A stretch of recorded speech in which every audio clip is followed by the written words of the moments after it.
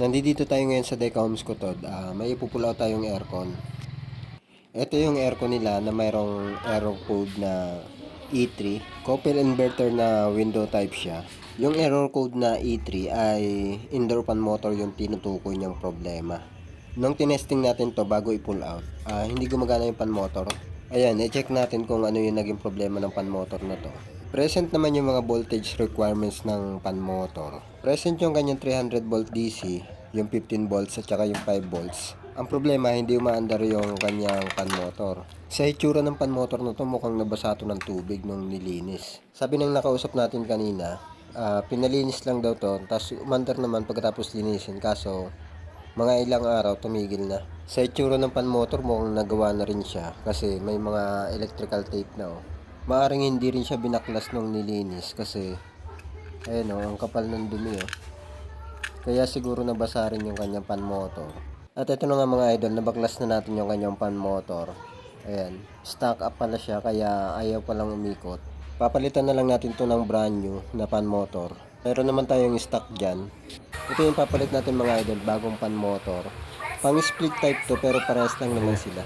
Ito yung original niya pero mukha na rin siyang na-repair. At kung titingnan nyo yung arrow, yung ikot ng ating pan motor, ayan, clockwise yung kanyang ikot, yung ipapalit natin, counterclockwise. Dahil napakahirap talagang hanapin ng ganitong pan motor. Nakadesign siya para sa window type lang. Ang gagawin natin dito sa brand new, para maging clockwise siya, ibabaliktad natin yung kanyang shafting. Ganito yung mangyayari dyan mga idol, oh. Ayan, pag binaliktad natin, tingnan nyo. Ayan, parehas na sila ng ikot niyan.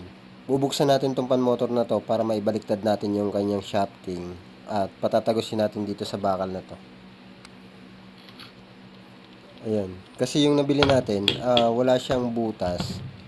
Babarinahan na lang natin para makapasok siya. Ayan, hindi katulad nito may butas siya. Oh. Itong isa, kahit baliktaran, pwede siya. Ayan, may kailangan din tayong baguhin dito kasi, ayan, oh, iba yung kanyang terminal socket. Ayan, malaki yung kanilang pinagkaiba. Tapos yung pagkakasunod-sunod ng kulay, magkakaiba. Gagayahin natin tong sa original. Ayan yung kanilang pagkakaiba. Bukod sa terminal socket na magkaiba, yung feedback niya nasa gitna, hindi katulad ng original nasa dulo. Ayan mga idol, nabuksan na natin. Yung gagamitin na lang natin na wires at saka terminal socket ay yung galing sa original. Para wala na ring dugtong-dugtong sa mga wires ng pan motor natin.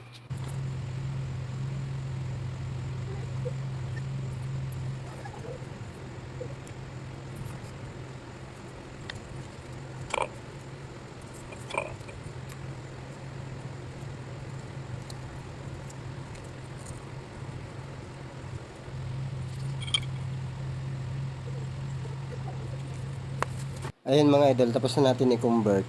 Napaka-smooth naman yung kanyang ikot. Ayan, ikabit muna natin sa board para matesting natin yung ginawa natin. Ayan mga idol, umaandar na yung kinonvert natin na pan motor.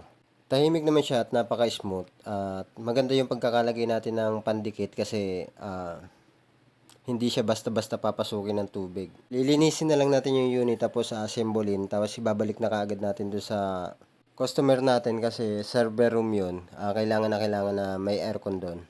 Brand new naman tong nilagay natin. Ang problema kasi wala tayong ma-orderan ng pang window type na pan motor kaya ito na lang yung ginamit natin. Halos wala naman silang pinagkaiba sa wattage, sa voltage. Halos parehas lang sila. Yung pinagkaiba lang naman nila yung rotation at nagagawa naman talaga ng paraan yan.